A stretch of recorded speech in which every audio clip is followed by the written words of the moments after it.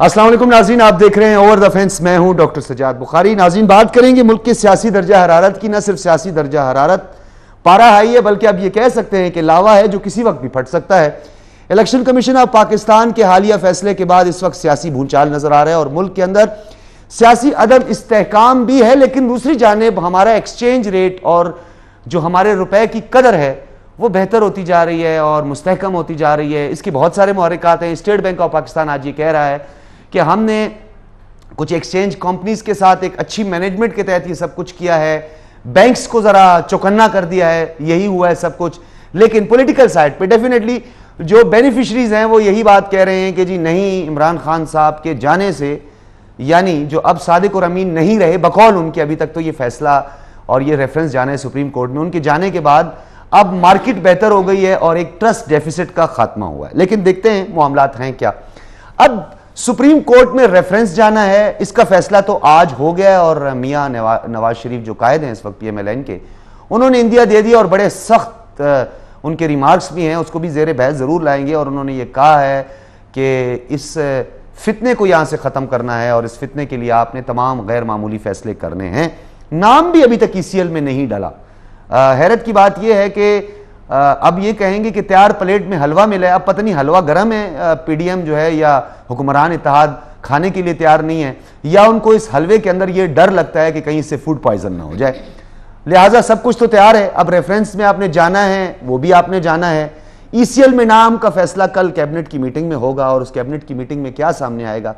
Pakistan peoples party जो बज़ाहिर और हमेशा मीसाक जमहूरियत और मसलहत की बात करती है, जो कि हमेशा हिकमत की बात करती है, जो गुफ्तो शनीद पे यकीन रखती है, नेगोशिएशन पर यकीन रखती है, अब पाकिस्तान पीपल्स पार्टी का भी कुछ रवैया जारियाना लगता है, क्योंकि टिट फॉर टैट, जैसा देश वैसा भेस का मामला, या ये तमाम चीजें सामने आने को तैयार हैं। अब देखेंगे होना क्या है। फॉरेन फंडिंग है जी, इंपोर्टेड हुकूमत का नारा लगाने वाले अब इंपोर्टेड फंड्स का जवाब देने के लिए अदालतों में पेश होंगे। क्या होगा, सादिक और अमीन का क्या होगा, 62(1)(f) का क्या होगा, 63 की क्लास 4 का क्या होगा। अब तो मामला और पिंडोरा बॉक्स खुल चुका है। इस पर हम तफसीलन बात करेंगे। कानूनी पहलू है, एक सियासी पहलू है और एक सहाफती पहलू और जो अप्रोच होती है उसको भी साथ में हम शामिल करेंगे। मेहमानों का तारुफ करवाते चलें।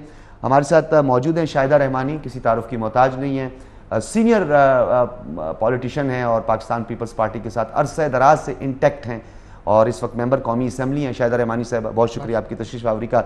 केवान अहमद राजा भी हमारे साथ मौजूद हैं, उन्होंने अपनी सीट बदल ली है, आज वो मुझसे दूर बैठे हैं और आज इख्तलाफी नोट के लिए आप तैयार हो जाएं, इख्तलाफात से भरपूर होगा। डेफिनेटली हालात हैं, जिस तरह के हालात हैं उसमें डिफरेंट ओपिनियन आते हैं और क्रॉस वर्जन भी आता है, आना भी ज़रूरी है। सबसे पहले शाहिदा रहमानी साहब आपसे गुफ्तगू का आगाज़ करते हैं। इलेक्शन कमीशन ऑफ पाकिस्तान ने तो आपको प्लेट में दे दिया, सब कुछ बता दिया कि इनके 28 अकाउंट्स का जिक्र भी आ गया। गैर मुल्की फंडिंग अब ममनुआ है, गैर ममनुआ है, फॉरेन फंडिंग है, वो अब अलहदा मुख्तलिफ टर्मिनोलॉजी से सब उसका अपना अपना इस्तेमाल करते हैं। क्यों आप लोग इतने हिचकिचाहट का शिकार हैं? ऐसे आप लोगों की पकड़ दकड़ हो रही थी, गिरफ्तारियां हो रही थी, एक जरदारी साहब अंदर हो गए, नवाज शरीफ साहब अंदर हो गए, उनकी बच्ची अंदर हो गई, फरियाद तालपुर साहिबा को भी नहीं बख्शा गया, सब कुछ हरबे इस्तेमाली। आप लोग अभी तक किसी मसलहत में फंसे हुए हैं। ये मसलहत कहाँ है? कोई कहीं फंसी हुई है मसलहत तहत कर रहे हैं? बहुत शुक्रिया डॉक्टर साहब। देखिए, आप जिस तरह जज्बाती होकर सोच रहे हैं, इस वक्त जो रूलिंग पार्टीज़ मतलब अलाइंस है मुख्तलिफ पार्टीज़ का, people's party, PMLN, JUI and others party, और सब मेच्योर पार्टीज़, सब समझ सियासत का एक उनका तजुर्बा है। और आपने देखा कि हमने पार्लिमानी सियासत को ना सिर्फ ज़िंदा रखा, बल्कि हमने हमेशा अखलाकियात लेके आइन और कानून को सबसे ज़्यादा मुकद्दम जाना। पार्लियामेंट ही मुकद्दम है जिसके लिए हमारी पूरी जद्दोजहद रही, जमहूरी जद्दोजहद रही, जिसके लिए आपने देखा कि हमारे 70,000 से ज़ायद कारकुनों ने कोड़े खाए, फांसियाँ, हमारे लीडरों को शहीद कर दिया गया। एक लीडर शहीद जुल्फ़िकार अली भुट्टो को एक नाकर्दा गुनाह में हैंग कर दिया गया, लेकिन हमने कभी इदारों पे हमला नहीं किया, हमने कभी अदलिया पे हमला नहीं किया, जिसका खुद बरमला एतराफ़ जो है चीफ़ जस्टिस ऑफ पाकिस्तान ने किया जब चेयरमैन बिलावल भुट्टो ज़रदारी साहब कोर्ट में गए।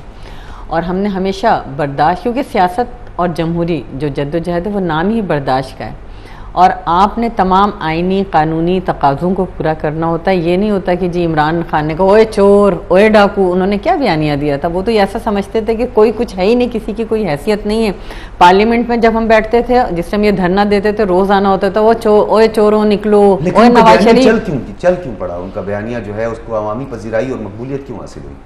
देखिए, अवामी पजीराई तो नहीं कह सकते। 2018 का जो इलेक्शन था वो हमारे सामने जिस तरीके से एक तो आपने ये देखा कि अभी चंद दिनों पहले जो कुछ सोशल मीडिया पे एक मुहिम चलाई गई और जब उन पे छापे लगाए गए और साइबर क्राइम और FIA ने, तो आपने देखा कि एक एक शख्स 2200 अकाउंट चला रहा था। तो ये इनका ये वो बयानिया है जिससे बयानिया बनता है, और ये वो तरीक़े हैं जिससे बयानिया बनता है। ग्रास रूट पे इनकी वो हैसियत नहीं है जो दिखाई जाती। यही वजह इनके जलसे, इनके आपने देखा कि ये आ रहे थे हमला करने, इस्लामाबाद को फतह करने आ रहे थे, और फिर आप गुब्बारे से ऐसी हवा निकली कि सब फरार हो गए, क्योंकि ग्रास रूट पे इनकी आप लोगों ने हकीम राना सनाउल्लाह रखा है तो वो तो लाज़मी बात है। ऐसा हरगिज़ सख्त हकीम आपने रखे हैं, उन्होंने तैयारी कर ली, ऐसा हरगिज़ नहीं है, करेंगे, हम छोड़ेंगे नहीं, पकड़ दकड़ करेंगे। तो खान साहब तुम जान तो बचानी थी। नहीं, जान बचाने जब निकलते हैं तो आपने देखा कि हम लोग भी आए, हमने भी आम तौर पे एहतजाज किया। खान साहब ने डी चौक के तमाम रास्तों को जाने वाले, पार्लियामेंट के जाने वाले तमाम रास्तों को बंद किया हुआ था। और आपने देखा ये कंटेनर का सिलसिला खान साहब ने जो शुरू किया, खुद जिनकी पैदावार डी चौक से शुरू हुई है, जिनकी खुद पैदावार जो है तमाम इदारों पे हमले करने से हुई, जिन्होंने पार्लियामेंट पे भी हमला किया, तो PTV पे भी किया, सुप्रीम कोर्ट के साथ जो किया, पूरी कौम ने देखा। और जो उन्होंने अखलाकिया, मईशत और अखलाकियात तो तमाम इदारों की तबाहाली जो की, उसके जिम्मेदार ये इमरान खान साहब है। और जो सबको चोर कहते थे, आपने देखा कि वो चोरों और डाकुओं के जमातें, शायदा रहमानी साहब, दीगर जमातें तो बड़ा अच्छी तरह फॉलो कर रही हैं खान साहब को। कंटेनर में तो बिलावल साहब भी हमें नजर आए, कंटेनर में तो PMLN वाले भी हमें नजर आए। लेकिन तो आप लोगों ने उनको आइडियल समझ लिया क्या? ऐसा हरगिज नहीं। हमेशा एहतजाज भी होता है, ये अपोजिशन का, तमाम सियासी जमातों का हक होता है, अवाम का हक होता है कि वह एहतजाज करें, लेकिन उसका एक दायरा कार होता है और उसका आइनी कानूनी तकाज़ों को भी पूरा किया जाता है। ये नहीं होता कि आप जिसको चाहें जिसकी इज्जत उछालें, जिसको चाहे गालियां दें, जिसके साथ आप कहते हैं जी TTP से बात हो सकती है, लेकिन अपोजिशन, उस वक्त की अपोजिशन से बात नहीं, आज भी कहते हैं जी हुक्मरान से बात नहीं हो सकती, हम TTP से बात कर सकते। तो ऐसा नहीं होता। आपको मुज़ाकरात के दरवाजे सियासत में कभी बंद नहीं होते। ठीक है, सही। मैं शाहिदा रहमानी साहब आपकी तरफ आऊँगा। केवान हामिद, ये बयानिया अरसे दराज से हम सुन रहे हैं। मैं तो इसे ज़ाती तौर पे दौरानिया कहता हूँ कि दौरानिया ही बयानिया होता है, और उस दौरानिए में बयानिया कहाँ चला जाता है समझ नहीं आती। ये प्रो एंटी की तो अभी तक हम भी कन्फ्यूजन ख़त्म नहीं हुई। 70s के बाद एक बहुत बूस्ट मिला एंटी स्टैब्लिशमेंट नैरेटिव को, बहुत ज़्यादा मिला। जुल्फ़िकार अली भुट्टो ने नेशनल अवामी पार्टी जो है उसे डिस्पर्स कर दिया, ख़त्म हो गई, वो तहलील हो गई। आज भी इसी हवाले से बातें बहुत ज़्यादा हो रही हैं। ये बयानिया भी कोई चीज़ है यहाँ पे, क्योंकि ये 4 दिन में बयानिया बदल जाता है, फिर अगले हफ्ते आप देखें बयानिया दूसरी पार्टी की तरफ शिफ्ट हो जाता है। सुजात साहब, thank you so much, and with all due respect to Shahida Rahmani साहबा मेरे साथ बैठी हुई है, with all her experience and maturity in politics as well. काफ़ी अक्सर औकात मुख्तलिफ पार्टीज़ के काफ़ी पुराने और एक्सपीरियंस जो उनके हैं लोग, और जो उनके कारकुनान भी हैं, उनके लीडर्स भी हैं, इसी चीज़ को पॉलिटिक्स भी कहते आए हैं। This is what politics is, और उसकी जस्टिफिकेशन भी पॉलिटिक्स का नाम लेके ली गई है। डेमोक्रेसी की एक ऑब्सेशन होती है हमारे ऑब्वियसली इस सेटअप के अंदर के, एक डेमोक्रेटिक सिस्टम के अंदर ये चीज़ें तो बड़ी नॉर्मल होती हैं, उसको एज ए जस्टिफिकेशन यूज़ किया जाता है। ये तो सियासत है, ये तो सियासत है। तो अब एक नई जी एक वेव आई है जहाँ बयानिया के साथ खेला जाता है, और बयानिया के ऊपर पॉपुलैरिटी स्टंट्स मारे जाते हैं, पॉपुलैरिटी के बेसिस पे क्राउड गैदरिंग भी की जाती है, और अब सोशल मीडिया के ऊपर रेटिंग भी जनरेट की जाती है। And these things definitely do become relevant, क्योंकि इन्हीं के बेसिस पे प्रेशर टैक्टिक्स भी बनाई जाती हैं। That's exactly what PTI has done. Congratulations हम कहेंगे जी PTI को कि अब वो ग्रेजुएट करके मैच्योर पॉलिटिक्स में आ चुके हैं, क्योंकि अब तीनों को एक ही आपको कब शक हुआ सर?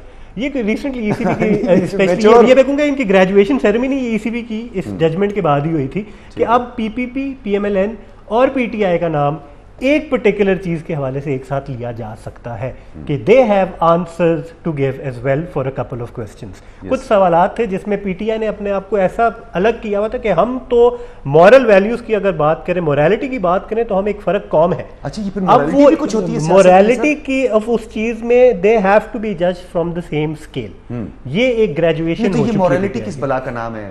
मैंने इस मोरालिटी को सर आप बयानिया की बात कर रहे थे, आपकी आवाम के अंदर बयानिए का आगाज़ ही मॉरलिटी से होता है कि corruption, anti corruption, anti establishment, democracy, pro establishment, ये सारी जो इसको गेज करने के तरीके होते हैं, उसमें कहीं ना कहीं अंडरटोन में मॉरलिटी के बेसिस पे आपको ल्योरिन किया जा रहा होता है।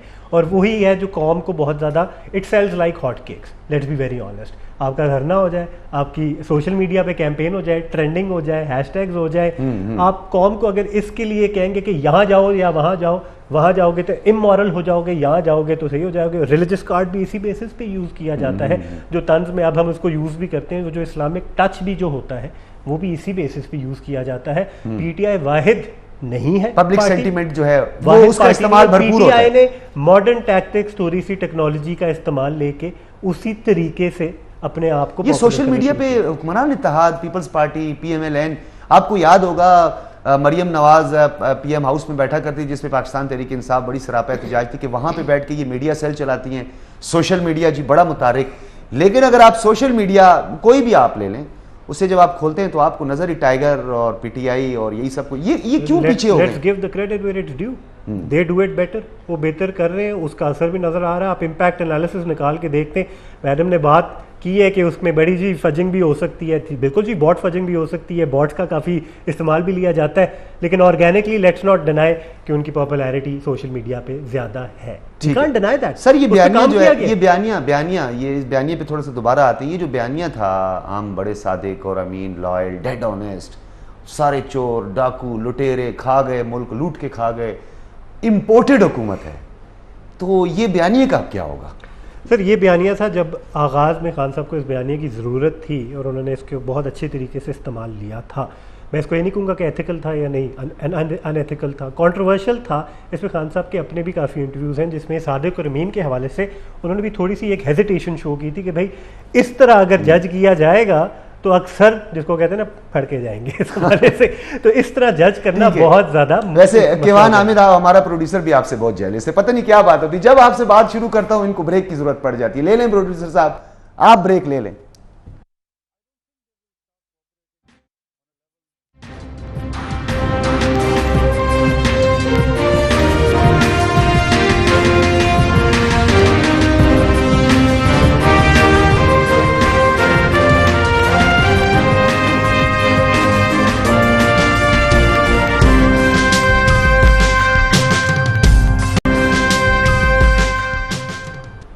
जी वेलकम बैक।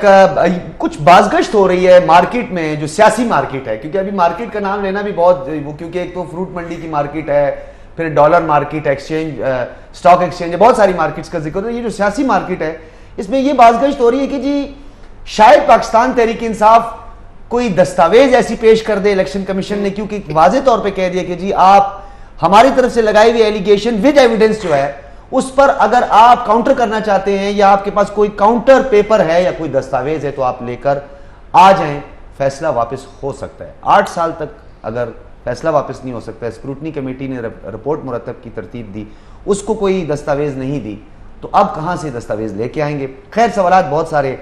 वैसे शाहिदा नमानी साहबा, एक्सपेक्ट तो आप लोग ये कर रहे थे, बहुत सारे हल्के ये कह रहे थे कि शायद ये पार्टी तहलील हो जाएगी, खान साहब की गिरफ्तारी के इम्कानात भी बढ़ जाएंगे। जिस बात की समझ नहीं आई है, कोई जब चाहे कहीं से भी फंड ले ले किसी के अकाउंट में, क्योंकि मैं ये FBR को भी मुखातिब करते हुए कहूँगा कि हमारा फेडरल बोर्ड ऑफ रेवेन्यू या हमारा स्टेट बैंक ऑफ पाकिस्तान, जिसका एक CIB डाटा होता है जो कि बैंक के अंदर मौजूद होता है, अगर किसी की 10 से 15 लाख रुपए की ट्रांजैक्शन हो जाए, अपनी बच्ची के जहेज के लिए भी, तो उधर से भी बैंक से फोन आ जाता है, कहाँ से आए जी ये 10-15 लाख? यहाँ पे करोड़ों की ट्रांजेक्शन हो गई, अरबों की ट्रांजेक्शन हो गई। यानी एक आम आदमी जो है, वो साइकिल चोर जो खान साहब कहता था, वो तो जेल में पड़ा हुआ है, और करोड़ों और अरबों रुपए खाने वाले जो है वो मौजें कर रहे हैं, इक्तदार में बैठे। तो खान साहब 3.5 साल इक्तदार में बैठे रहे, तो आप लोगों की भी तो जिम्मेदारी बनती है। देखिए डॉक्टर साहब, अभी मैंने जैसे पहले भी अर्ज़ किया कि हर काम इस तरह नहीं होता कि कल इलेक्शन कमीशन ने अपना फैसला दिया जिसमें उन्होंने डिक्लेयर, और बड़े आपने देखा कि PTI बार बार स्टे के लिए जाती रही। अगर ये गिल्टी नहीं थे तो इनको स्टे में नहीं जाना चाहिए था। 8 साल से आप बार बार उसको रुकवा रहे थे, और परसों भी मुख्तलिफ एंकर्स ने, हर मीडिया ने, सब ने इक्तदा की, ट्विटर्स पर की कि जी इलेक्शन कमीशन अभी ये रोक ले। अब जबकि ये खान साहब का ये बयानिया था ना, ये चोर चोर, वो इसलिए था कि वो अपने आप को उसमें बचाना चाहते थे। उन्हें पता था कि मैंने इतनी करप्शन की हुई है। और ऐसा नहीं है, वो खुद कहते थे ओए फालूदे वाले और आइसक्रीम वाले और फलाने छोले वाले, हर एक को कहा करते थे ना। तो वो इस बात को बताया करते थे कि उन्होंने किस तरीके से, देखिए खान साहब माशाल्लाह उनके 3 बहनें भाई हैं, अरबोपति हैं, खरबोपति, कारोबार कुछ नहीं है तो कुछ तो है जिसके लिए वो सबको चोर डाकू कहते थे, जिसको सबके से बड़ा डाकू कहते थे उसको स्पीकर बनाया। तो साबित ये हुआ कि डाकुओं का जो सरगना था उन्होंने डाकू को स्पीकर बना दिया। तो खान साहब की जो करप्शन है उसको छुपाने के लिए ना उन्होंने हर मुमकिन कोशिश की, और यही वजह थी कि इसको बयानिया बनाया कि सारी पार्टियां चोर हैं जी, मैं सादिक और अमीन है। मैं तो कहती हूँ कि जिन्होंने भी ये सादिक अमीन को डिक्लेयर किया था उनको भी सजाएं होनी चाहिए कि इस तरह के शख्स को, जिसका माजी सबके सामने है, जिसका हाल सबके सामने है, जो बिल्कुल डिक्लेयर हो गया, जो सबको इम्पोर्टेड, उसने एक नारा दिया था इम्पोर्टेड गवर्नमेंट, आज वो इम्पोर्टेड पार्टी जो है वो साबित हो गया। और इलेक्शन कमीशन ने साफ कहा कि ये इम्पोर्टेड पार्टी है, जिसने पीटीआई एक इम्पोर्टेड पार्टी है, ये तो डिक्लेयर कर दिया। तो अब जो भी फैसला होगा बिल्कुल कैबिनेट के अंदर फैसले होंगे, वजीर आजम तनहा कुछ नहीं कर सकता, वजीर आजम कैबिनेट के अंदर फैसले करेंगे। बाकी आपने खुद देखा कि अभी हम जुडिशल कमीशन में भी जाना चाह रहे हैं, जो कानूनी रास्ते हैं उसको अपनाया जाएगा। ऐसा नहीं होगा कि खान साहब की तरह पकड़ के किसी को जेलों में भर दिया और कोई केस न बने ना बने, आपने सिर्फ अपनी जाती अना को आप लोग भी वही कर रहे हैं, गोगी है, गोगा है, पत्नी बीआरटी है और पत्नी घड़ियां हैं, तोशा खाने नहीं, आप नहीं कर रहे, वो चीजें निकल रही हैं, लेकिन वो चीजें निकल रही हैं। आप लोगों ने अभी तक उस पर कोई एक्शन क्यों नहीं लिया? एक मुल्क का जो शहजादा था जिसने आपको गिफ्ट पॉपुलैरिटी से घबरा रहे हैं आप लोग। जिसने गिफ्ट दिया, वो गिफ्ट जो है वो खुद शख्स पकड़ता है कि जी उसको वो कंपनी फोन करती है।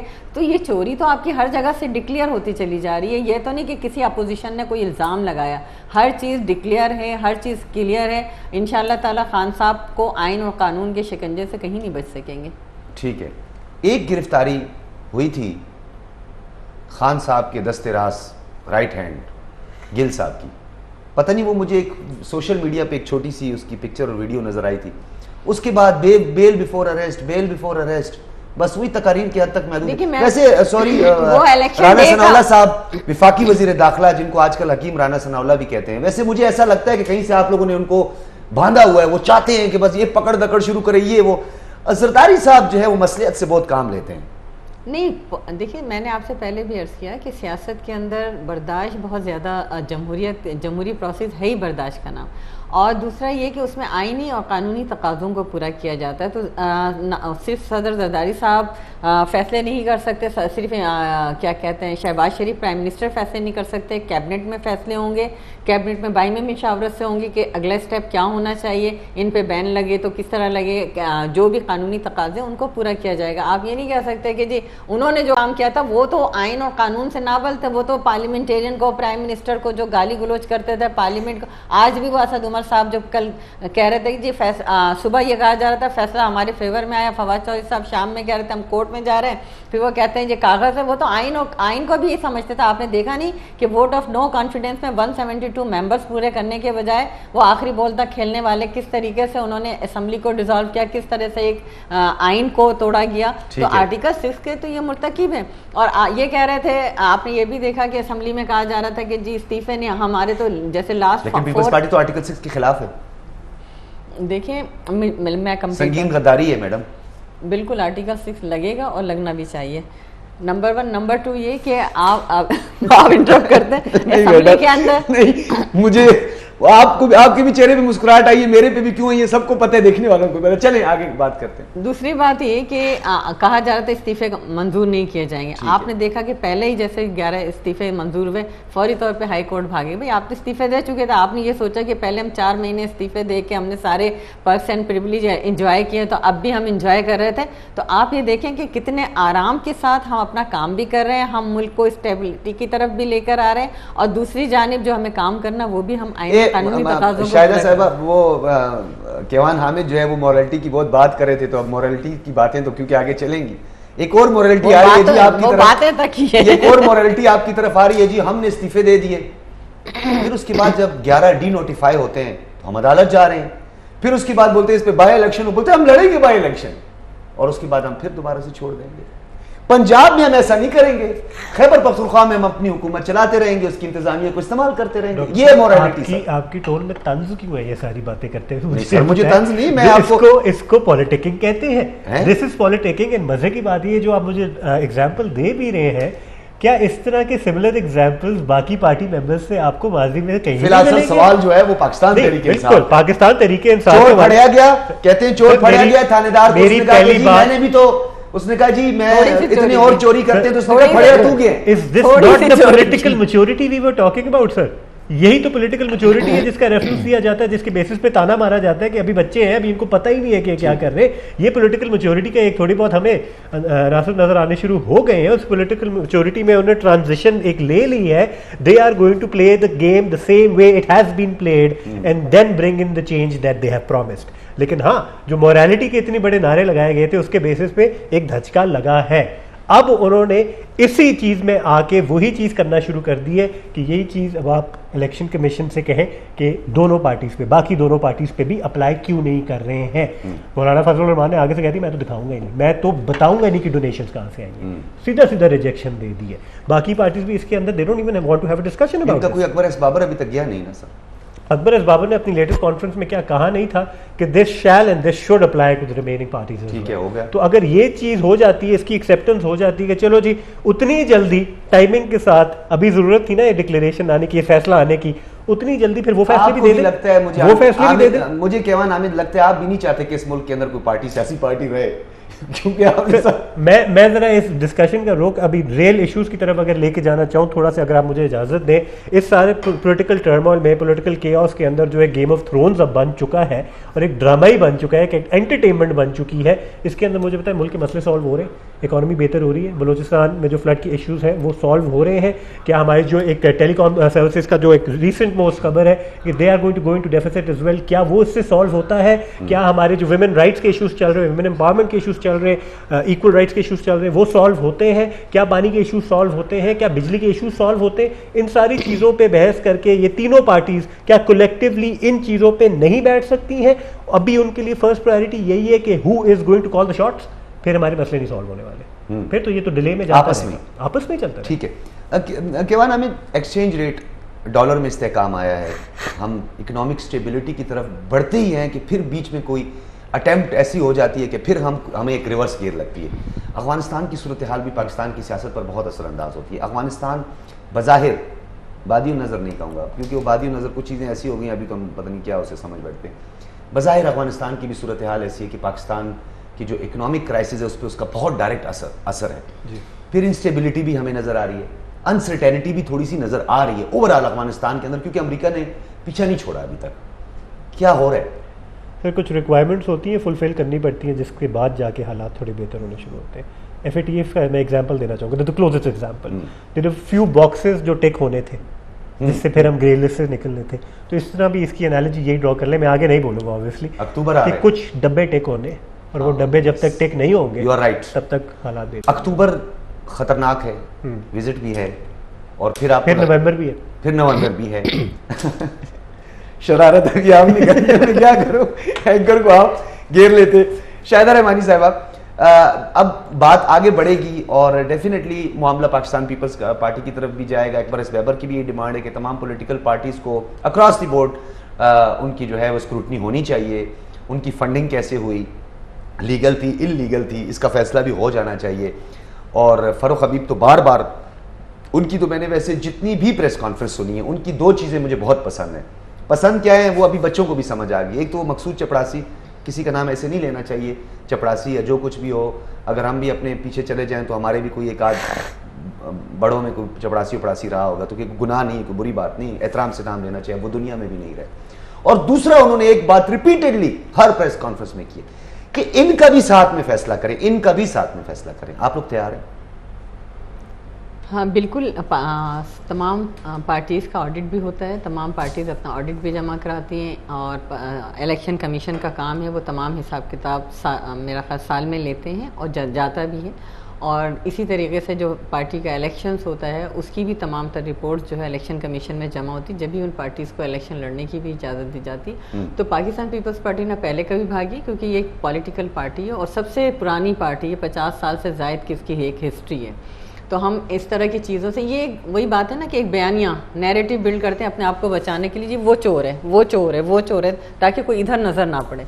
तो इनका, आप फ़ारूक हबीब का हवाला दे रहे हैं, इनका काम ही यही है कि आपने देखा था जब गवर्नमेंट थी, एक प्रेस कॉन्फ्रेंस करके उठता था, दूसरे की शुरू हो जाती थी। हर मिनिस्टर और मुशीर का काम ही यही था कि प्रेस कॉन्फ्रेंस करके एक नैरेटिव बिल्ड करें कि जी सामने वाला चोर है, मेरी चोरी की तरफ मत देखना, ताकि लोग उधर लग जाएं और ये अपना काम करते रहें। और आपने देखा कि इन्होंने इतने अरसे में यही किया। क्यों सिर्फ पीटीआई की फंडिंग आई है, किसी और पार्टी की आज तक क्यों नहीं आई? पार्टी सबके इलेक्शन में जब जाती है उससे पहले उनका सारा ऑडिट होता है, सालाना ऑडिट होता है। तो ऐसी बात नहीं कि कोई पार्टी ऑडिट से घबराती हो या किसी किस्म का हिसाब किताब देने से घबराती है। ये सिर्फ पीटीआई का हमेशा से इस तरह का तरीका वारदात, मैं समझती हूँ कि वो सामने वालों को चोर कहते हैं, उसी आड़ में वो अपने चोरी की वारदात करते हैं, डकैती की वारदात करते हैं, वो निकल जाते हैं। तो पीपल्स पार्टी कभी इन चीज़ों से ना घबराइए। हम अपना हिसाब एहतिसाब भी हमारा होता रहा, 70 से लेके आज तक, 77 से लेके आज तक एहतिसाब हो रहा है। हमारी तमाम लीडरशिप जो है हर अदालत को फेस कर चुकी है और फिर अल्हम्दुलिल्लाह नीट एंड क्लीन होके आते हैं। आप 11-11 साल, 13-13 साल जेलों में रखते हैं और उसके बावजूद एक जुर्म साबित नहीं होता। तो ये इल्ज़ामात की, वैसे ये भी कहा जाता है, आपने अभी जिक्र किया 11 साल और कुछ माह आसिफ अली जरदारी साहब के हैं, यूसुफ रज़ा गिलानी साहब भी उसमें शामिल हैं, इसी तरह PMLN के रहनुमा जो हैं हाशमी साहब उसमें थे शामिल, जिन्होंने बहुत ज़्यादा जेलें काटी हैं। ये सब कहते हैं कि अब ये तमाम सियासी जमातें जो हैं वो अब कुंदन बन गई हैं, यानी वो इतने मजबूत हो गए, उन्हें अब पता है कि हमने इस भंवर से निकलना कैसे।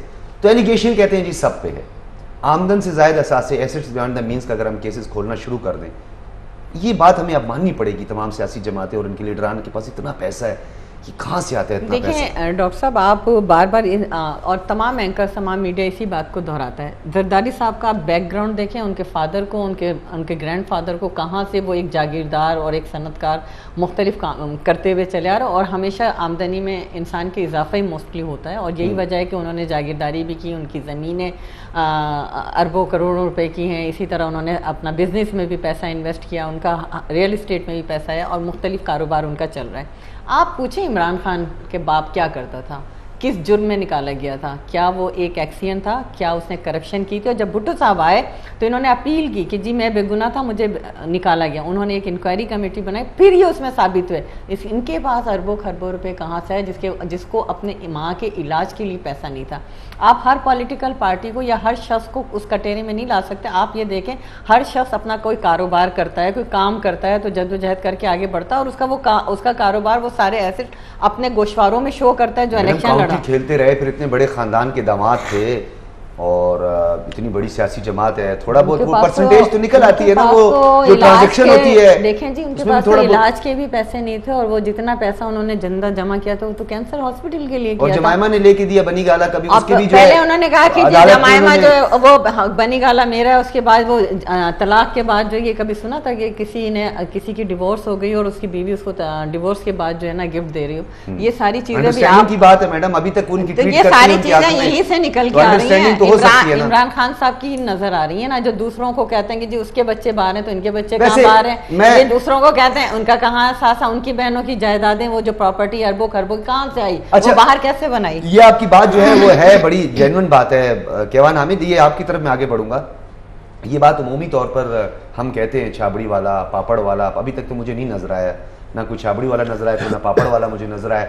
ये सियासतदान जरूर करते हैं, और न सिर्फ सियासतदान, छोटे ट्रेडर्स और इंडस्ट्रियलिस्ट भी यही करते हैं कि वो आप थोड़ा सा टैक्स बचाने के लिए किसी के आईडी कार्ड को करके जिन्हें आप ट्रांजैक्शन कर दें कि जिन्हें वो बच जाएं, किसी और के नाम पे प्रॉपर्टी ले लें। ये बात तो मुझे, जिसको मौका मिलेगा उसने करना है, उसने करना है। नहीं तो खान साहब भी तो दूध से धुले और आबे ज़मज़म से नहाए हुए तो नहीं। बिल्कुल सही है, ठीक है, तो इनका भी होना चाहिए ऑन दैट बेसिस।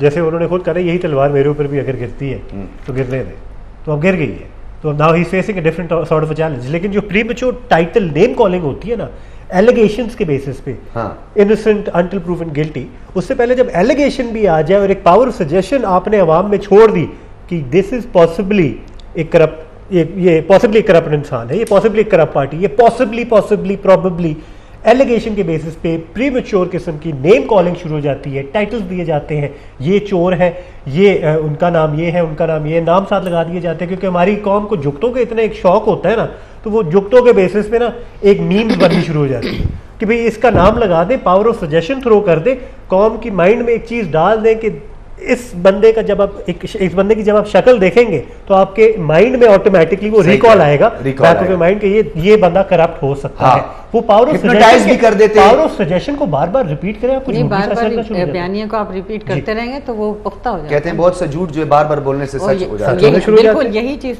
लेकिन मैं फिर ये कहूंगा केवान हामिद साहब, गुफ्तगू तो हमारी सिलसिला जारी रहेगा। मैंने आपको जो कहा था ना कि जेलसी है, कोई ना कोई मसला है प्रोड्यूसर साहब को, पता नहीं क्यों आप बात शुरू करते मुझे कहते डॉक्टर साहब ब्रेक ले लें, पिछले 2 प्रोग्राम का बदला ले रहे हैं आपसे जनाब, देख लें प्रोड्यूसर साहब जी। एक जमाना था गद्दार गद्दार गद्दार और बस गद्दार, एक लेबल ये लगता था। फिर उसके बाद ये गद्दार थोड़ा सा पुराना हुआ, फिर इंडिया का यार, इंडिया का यार, मोदी तो बहुत बाद में आया। फिर उसके बाद अमेरिका से प्यार, अमेरिका से प्यार, अमेरिका से प्यार। अभी चोर, डाकू, लुटेरा, money laundering, kickbacks, acids behind the means, पता नहीं क्या क्या नई नई टर्मिनोलॉजीज आ गई हैं। लेकिन अब हमारे मुल्क के अंदर से खत्म होना चाहिए।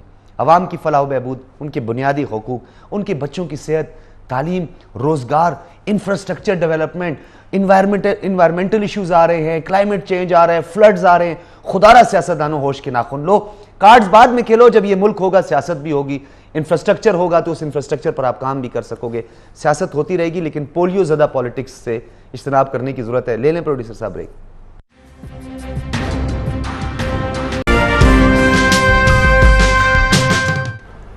वेलकम बैक नाज़रीन। एक और आइनी इदारा और एक आज़ाद खुद मुख्तार आइनी इदारा जो कभी हुआ करता था, जिसमें एक यूनानिमस डिसीजन था और एक कंसेंसस हमें नज़र आता था कि इलेक्शन कमीशन का जो सरबराह है वो खान साहब और अपोजिशन ने मिल के और उसका उन्होंने एतराफ़ भी किया, लेकिन उसके बाद उन्होंने उसे बाइस करार देना शुरू किया। ये बाइसनेस का मसला शुरू हुआ था डस्का की रिपोर्ट के बाद, और डस्का और सियालकोट में जो कुछ हुआ उस पर इलेक्शन कमीशन ने जिस तरह आउट ऑफ द वे जाके, और इलेक्शन कमीशन ने अपनी आइनी जिम्मेदारियों को समझते हुए फैसला किया। बहुत बहादुरी का ही मुजाहरा, क्योंकि अब तक हम इलेक्शन कमीशन को सवाल समझते थे कि जनाब ये बैलेट पेपर्स की निशानियाँ ही करना, कोड ऑफ कंडक्ट की खिलाफ वर्जी करने तक एक आइनी इदारा है। लेकिन अब हमें और लोगों में भी ये शऊर आ गया है और उन्हें समझ आनी चाहिए कि इलेक्शन कमीशन ऑफ पाकिस्तान तमाम तर इलेक्शन की जो कोड ऑफ कंडक्ट है उससे लेकर जो उसकी आइनी जिम्मेदारियां हैं, पॉलिटिशियंस के जो ख़ास तौर पर कैरेक्टर से लेकर फिर उसके अलावा ओवरऑल जो फंडिंग है, बैंक ट्रांजैक्शन है, किस तरीके से सब कुछ है, इन तमाम चीज़ों को भी देखते हैं। इसी हवाले से हम बात करेंगे और हमने मदऊ किया है कंवर दिलशाद साहब, जो कि आजकल हरदिल अजीज़ हैं, साबिक secretary election commission of Pakistan, और उन्होंने बहुत इस हवाले से काम भी किया है। कंवर दिलशाद साहब क्या कहते हैं, इतनी बड़ी एलिगेशन एक चार्जशीट कर दिया इलेक्शन कमीशन ऑफ पाकिस्तान ने, और असद उमर साहब इसे कागज का टुकड़ा कह रहे हैं, हम क्या समझें इसे? इसमें सबसे बड़ी हर चीज का आयन और कानून की रोशनी में फैसले किए जाते हैं। इलेक्शन कमीशन पाकिस्तान ने इंतहाई दानिशमंदी से और दूरअंदेशी से आयन और कानून को मद्देनजर रखते हुए उन्होंने फैसला किया। उन्होंने अपने तमाम अपने हक़ाइक़ बयान करने के बाद और ये साबित कर दिया कि ये तहरीक इंसाफ को ममनुआ फंडिंग और गैर मुल्की फंडिंग मौसूल होती रही, और 354 कंपनियां गैर मुल्की कंपनियां ऐसी थी जो बिल्कुल गैर मुल्की कंपनी थी, तो उनकी तरफ से भी फंड पीटीआई में आते रहे। और सबसे बड़ा अहम सबूत यह है कि यूए के मिनिस्टर, ऑनरेबल मिनिस्टर पाकिस्तान के बड़े गहरे दोस्त हैं, मुसलमान कंट्री के हैं, तो उनकी तरफ से भी कोई 20 लाख डॉलर आए, वो भी गैर कानूनी गैर मुल्की फंड, फॉरेन फंडिंग। इसी तरह आरफ नकवी जो दुनिया भर का एक बहुत बड़ा माफिया ग्रुप जिसको अमेरिका ने 290 साल की सजा दी हुई है, तो वो भी उसने भी इंडिया के तावन से अपना मैच करवाया दुबई में। उसकी तमाम फंडिंग जो थी वो भी पीटीआई के फंड में जमा करवा दी गई। ये भी गैर मुल्की फंड, फॉरेन फंडिंग।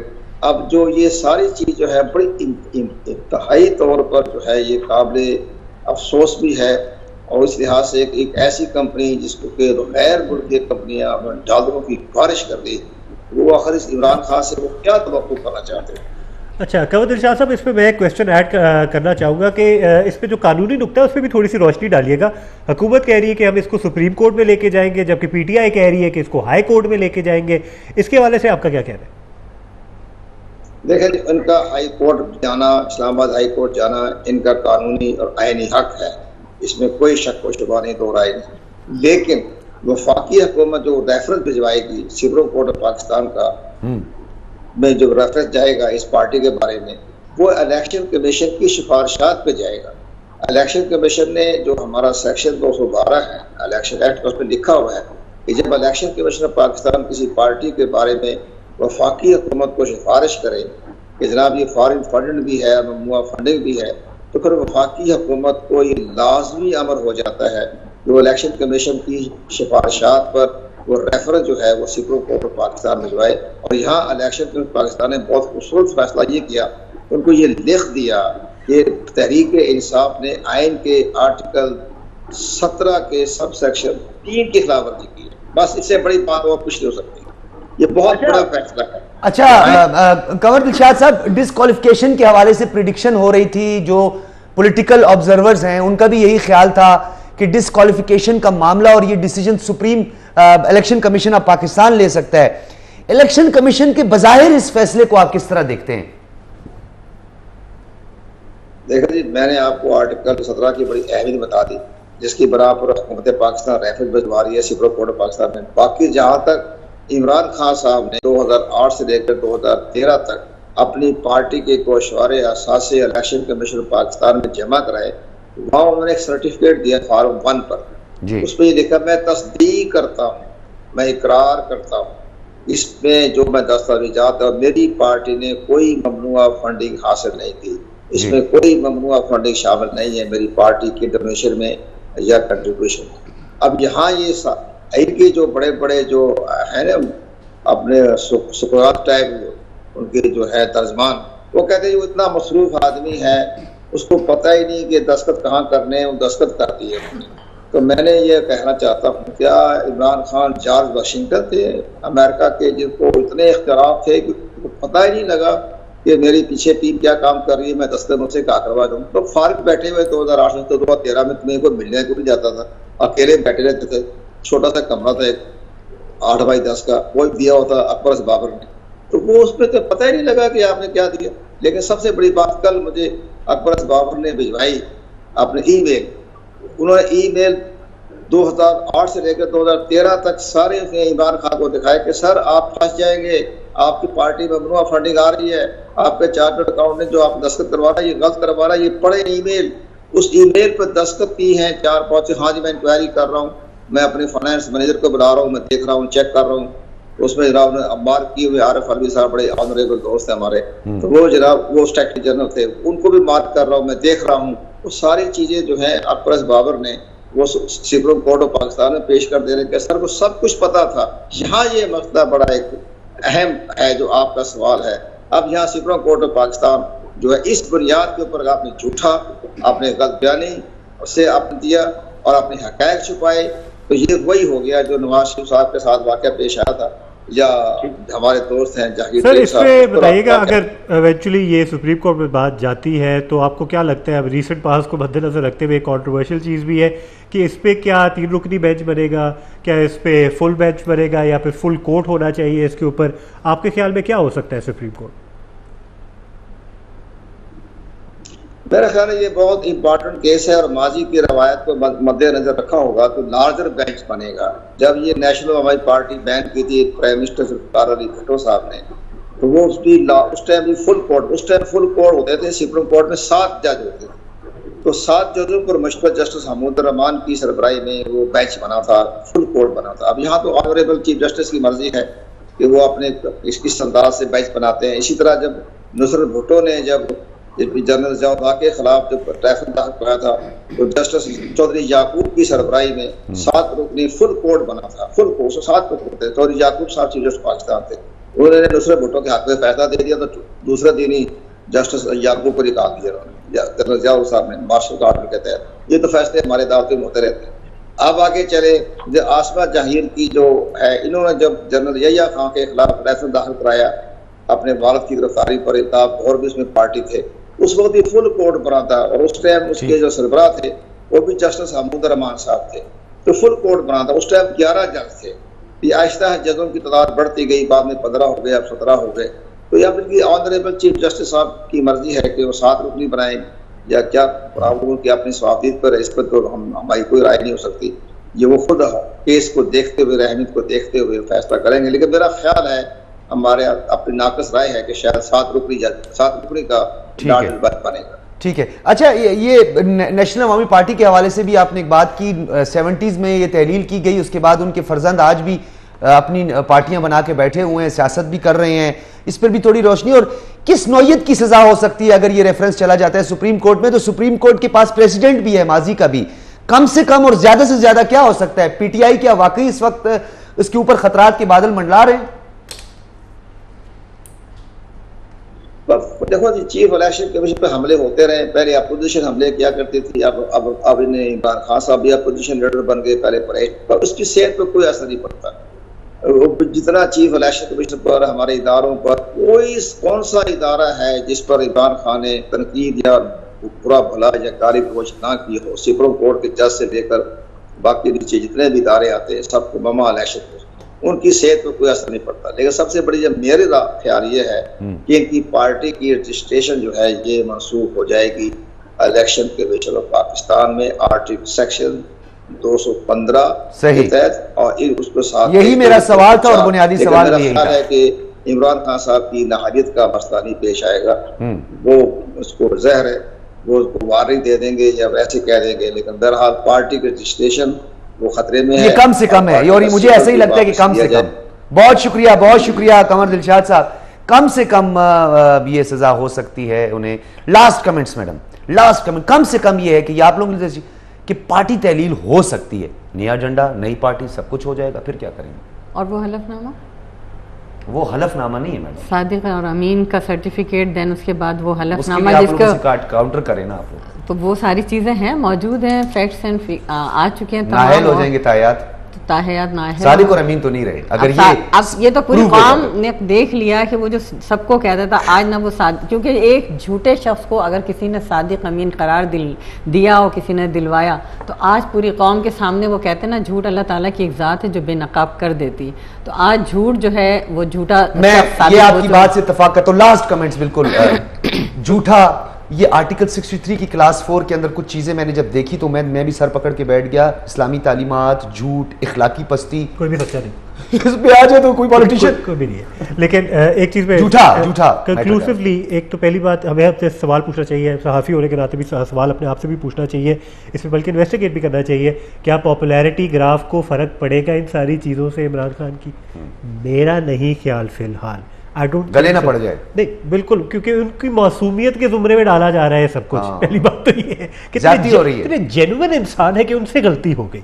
दूसरी बात ये, पाकिस्तानी पॉलिटिक्स को इमरान खान की जरूरत है, that is my own personal opinion. Pakistani politics को ये थर्ड कैरेक्टर की जरूरत है। ये बात वैसे आपकी बड़ी जरूरत है कि इसका क्या हम यकीन कर सकते हैं? वैसे इनकी केवान हामिद की बात बड़ी, इसीलिए तो प्रोड्यूसर साहब मौका नहीं देते ना, ऐसी आखिर में बात करते हैं की हालत नहीं बदली मैं चले क्योंकि हम थोड़ी गैर रिवायती गुफ्तगू भी करते हैं, तो कंक्लूड में इस तरह करता हूं और मैं इनकी बात को आगे बढ़ाते हुए, केवान हामिद की बात को आगे बढ़ाते हुए ये बात कहूंगा, लैला और मजनू का आपने बहुत वाकया सुना होगा। मोहब्बत एक दूसरे से इश्क, डेफिनेटली लीडर से इश्क हो जाता है, काफ़ी हद तक होता है, जुनून की हद तक होता है, सोशल मीडिया पे भी आपने देखा। तो बार बार मजनू को कहा जाता था कि लैला कहाँ और आप कहाँ, आप अपनी खूबसूरती को देखें, आप अपनी ब्यूटी को देखें, लेकिन मजनू बज़िद था। सच तो ये था कि लैला खूबसूरत नहीं थी, लेकिन उसके साथ उसे इश्क था। ये है जो केवान हामिद साहब ने कहा। अब जो वोटर है और सपोर्टर है, उन्हें इश्क है, उनको कुछ नहीं फर्क पड़ता इन चीज़ों से। इजाज़त दीजिए, अल्लाह हाफिज़।